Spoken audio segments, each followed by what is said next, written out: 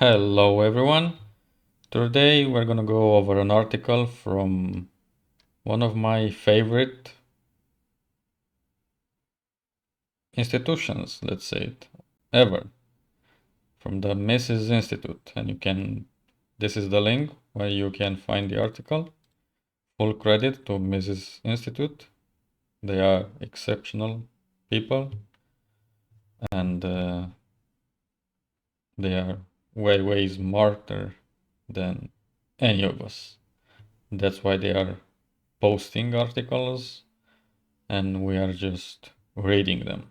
So let's get ahead and read the article. The name of the article is "The Free Lunch is Over." So let's start. If there is one overriding economic myth that plagues us today, it is the notion that society can do collectively what we cannot do individually. So basically, socialism is not better than free market capitalism. And I also want to add that by individually, I believe that they don't really mean that, you're not gonna care about your friends and family. No, that you will follow your individual goals, but also your family goals and maybe your friends' goals. You'll try to help. But it's very close to you. Uh, like you're not gonna help. Probably, most likely, you're not gonna know exactly someone that lives 500 kilometers away from you and know exactly what he needs or if he's worthy of your help. But you probably know your friends and your family or what they need and how you can help them. And yeah, that's pretty much it. So let's go ahead. Get rich by living today at the expense of tomorrow, because that's practically what we're doing today. We borrow currency to spend it. It is the doctrine of the political class, professional economists, and central bankers. It is monetary and fiscal hedonism masquerading as technical analysis, and it leads to fiscal default. It is arguably the biggest untold story of our time, but you won't hear about it from Hillary or Bernie or Donald. Consuming today, paying tomorrow. Part of the problem lies in the fact that the cumulative impact of bad policies will in most cases be felt only many years down the line. Murray Rothbard pointed out when this is the case, voter will support destructive policies. Of course, because politician is gonna promise you free stuff, but it's not really free, and it leads to a lower standard of living for everyone.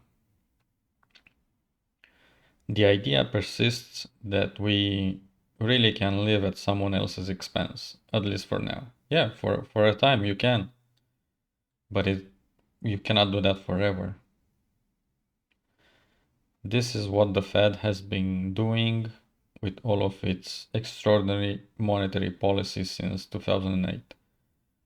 But even the Fed admits this comes with big risks for future fiscal solvency. In a November 2010 speech, St. Louis Fed President James Bullard said the FOMC has often stated its intention to return the Fed balance sheet to normal pre-crisis levels over time. Once that occurs, the Treasury will be left with just as much debt held by the public as before the Fed took any of these actions. And I I find it quite funny, and Mike Maloney pointed it out because I'm not that smart to figure it out myself. But it's funny how the federal debt is actually held by the public. So the public is liable for all the debt, not the federal government. That's quite hilarious. Even though you should actually cry and not laugh, but you know. The problem is the Fed has yet to figure out how it will return things to pre-crisis levels. In other words, the end of the Fed's experiment in massive debt and easy money will come someday, but definitely not today. I'll leave it to you to decide if extraordinary monetary policy is really the new normal. It's hard to conceive of an event where the Fed could reverse this trend or significantly raise interest rates. Yeah, of course, like look at the tapering that they're trying to do. I mean, it's not even really tapering, it's just a slowdown of how many assets they're buying. They slow down from what, 120 billion a month or a week, what was it, to 110 billion? That's not tapering. That's just buying less stuff, buying less treasuries. That's all it is. And they will not raise the interest rates because the government would not afford the payments on that huge 29 trillion debt. So yeah, we'll see how feasible returning to the actual normal is. There still appears to be no political will at the Fed or anywhere else to forgo consumption today for the sake of fiscal solvency later. Yeah, I agree. If you look at all the heads at the Fed, they are big proponent of MMT, the lost art of investing in the future. Looking around this beautiful venue, which often hosts symphonies, we see immediately that it was built by people who wanted to create something lasting. Something that would not only survive their lifetimes, but that would provide beauty and lasting enjoyment for future generations. They broke ground on this building 100 years ago. None of the individuals who built it are alive today. It served for decades as a Christian Science church. But in a sense, the individuals who built it live on through their work, which surrounds us here. Through the art glass Tiffany style lighting, through the terracotta on the sides of the building, through the thick masonry designed to produce warm acoustics. They persevered for 6 years to complete it, and while they could have not foreseen what kind of events or people the building would host a century later, undoubtedly they knew it was built to last and hoped it would remain standing a long time as Seattle grew up around it. They built something lasting for uncertain future. All healthy societies do this. The notion of being concerned with things beyond one's lifetime is innately human. Humans are hardwired to build societies, and the most ambitious humans have always sought to build lasting monuments and modes of living. That's not possible unless people work toward a future they will not enjoy themselves. So basically, humans are optimistic by nature because when you build something for an uncertain future, you're optimistic that that future would be prosperous and fair from a, I don't know even if I should use the word fair, but we would be based on good principles, let's say. This was especially true for our ancient primitive ancestors who lived very short and difficult lives. We can imagine how much they wanted to have lasting forms of sustenance, food, water, clothing, shelter, instead of having to produce that sustenance day after day. In fact, this trait, perhaps more than any other, is the hallmark of civilization. We can call it many things, but we might just say healthy societies create capital. They consume less than they produce. Exactly.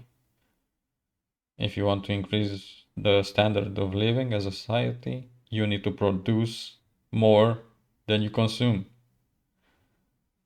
This capital accumulation creates an upward spiral that increases investment and productivity, making the future richer and brighter. Capital accumulation made it possible for human populations to develop beyond subsistence misery. It made the agricultural, industrial, and digital revolutions possible. Economists talk about savings in the context of time preference, the preference that people have for current consumption over future consumption. People with high time preferences want everything today, no matter the cost. I want it now.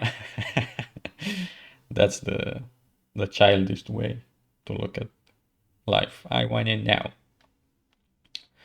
Whether buying with credit or simply enjoying the empty pleasure of idleness over productive activity. People with low time preferences are the opposite. They prefer forgo some pleasure or purchase today to build for the future, whether their own or their offsprings. So basically, this kind of people, they actually do get pleasure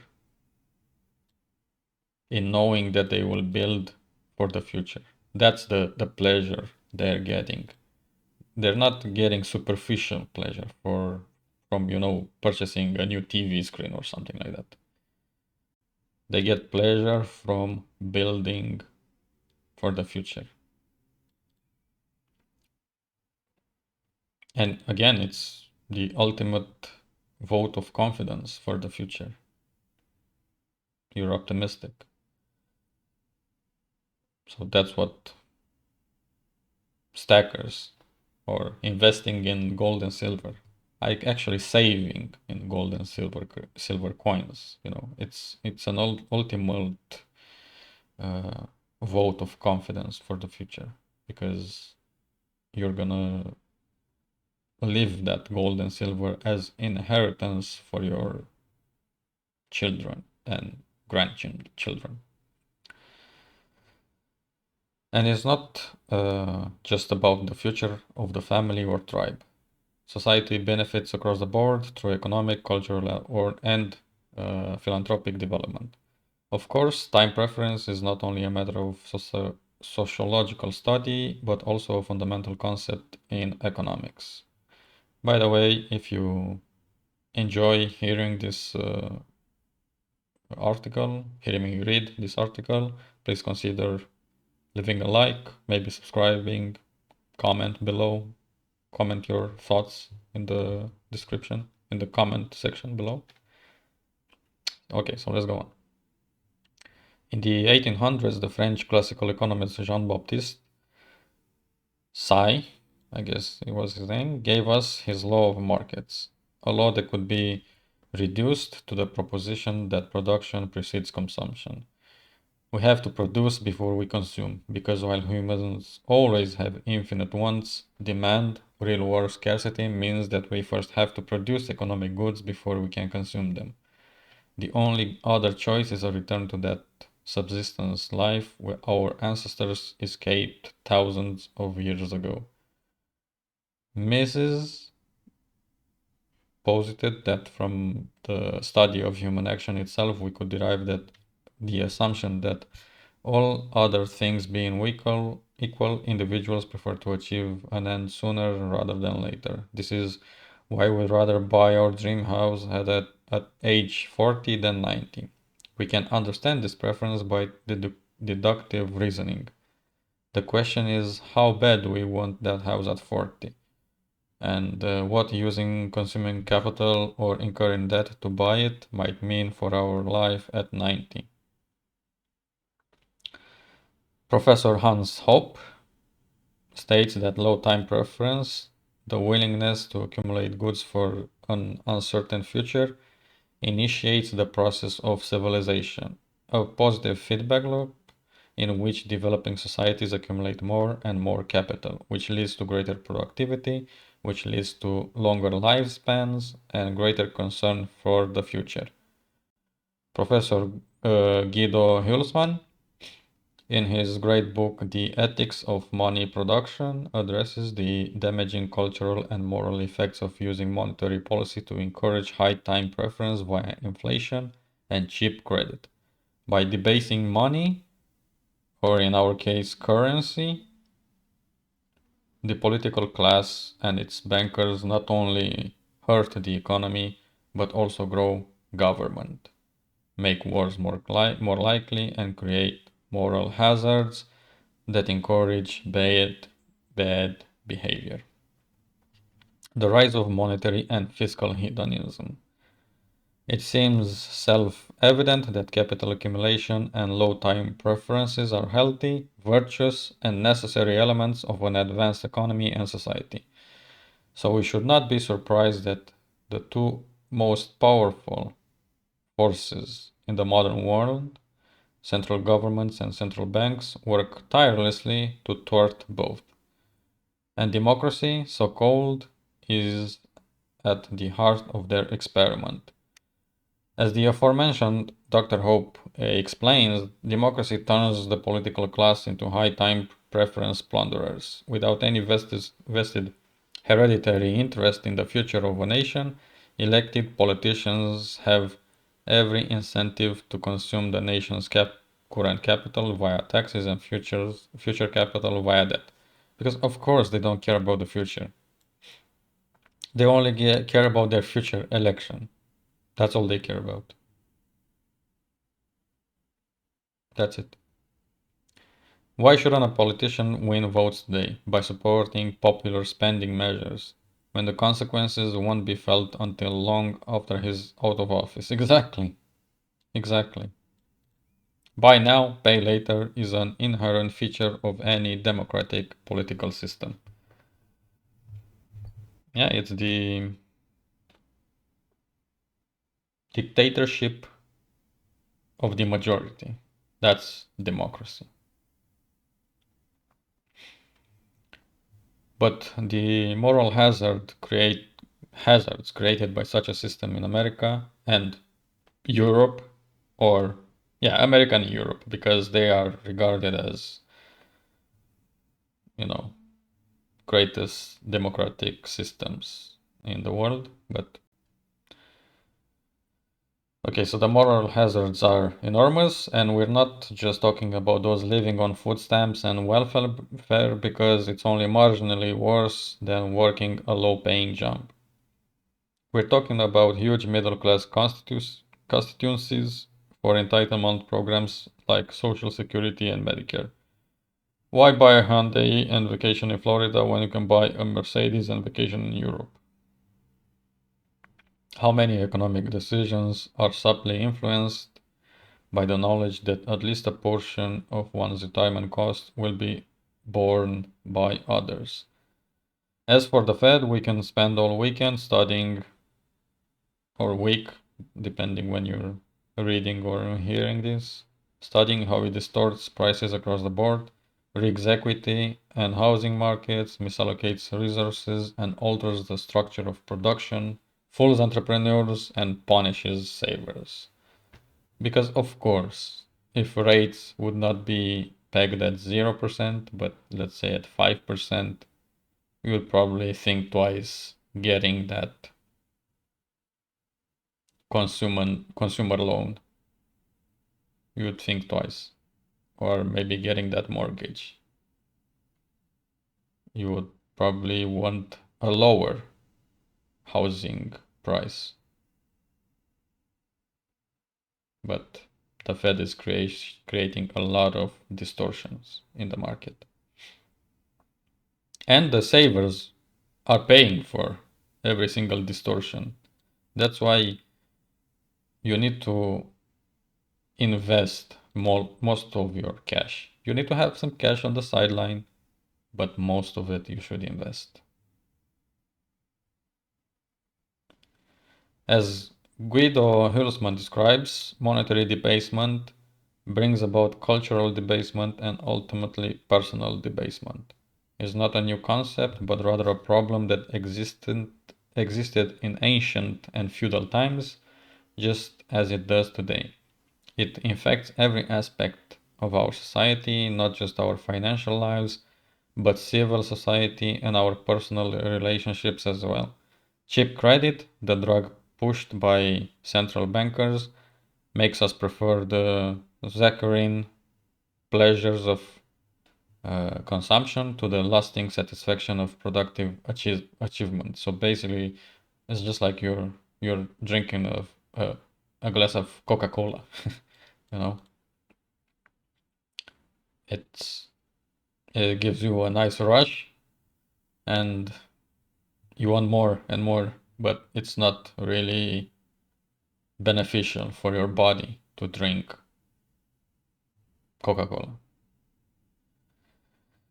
It makes us buy houses that are too big, cars that are too elaborate, and college educations that are too expensive. It makes us worse people. In sum, we might say that Congress and the Fed are co-conspirators in a plot to have us live for today instead of building for tomorrow. It's not hyperbole to say that the political and banking classes have become enemies of civilization.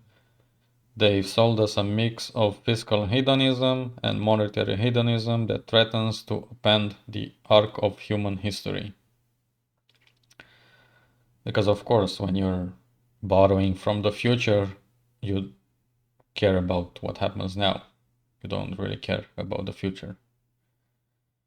Our biggest challenges lies in changing our mindset. Remember, our economic future is unwritten. The US economy has and the world economy has very serious structural problems, particularly with respect to debt, the dollar, and other fiat currencies, and entitlements. But our biggest challenge is mindset. There is no reason on paper that America cannot be a great nation or any other nation can be a great nation. Despite all the problems with American schools, we still have one of the most educated workforces in the world. That's true. That I am not from America, but I do know that uh, American are very industrious people. We have a bunch. I mean, those that are a bit older, but some young ones too. But mostly older because you get wiser, hopefully, with age. We have abundant and sparsely populated land. In fact, we have more arable land than any other nation. About 17% of our US acreage can be farmed. We have 500 million acres of timber. We have two huge coastlines with access to both eastern and western markets. And we have huge amounts of cheap energy in the form of oil and natural gas. And I might add nuclear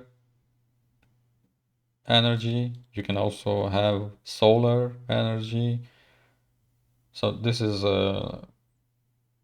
my personal belief that we, as a society, not just America, we should invest a lot more in nuclear energy because it's cheap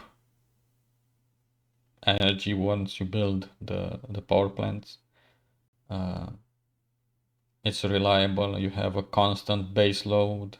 It doesn't matter if it rains, if the wind is not doing its job, you have constant energy with nuclear power and it's not polluting that much. It actually pollutes very, very uh, small amounts. It produces small amounts of carbon dioxide, uh, and that's just from mining the uranium or thorium. Yeah, thorium nuclear reactors are, I think, uh, the best type of nuclear energy that we can have, but we need more investment on that side.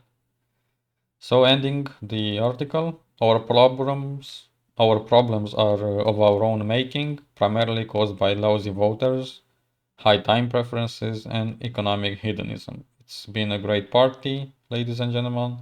Good luck electing someone who's serious about the hangover. Great, great said. Um, yeah. Again, if you're from America, just look into the Libertarian Party and vote them.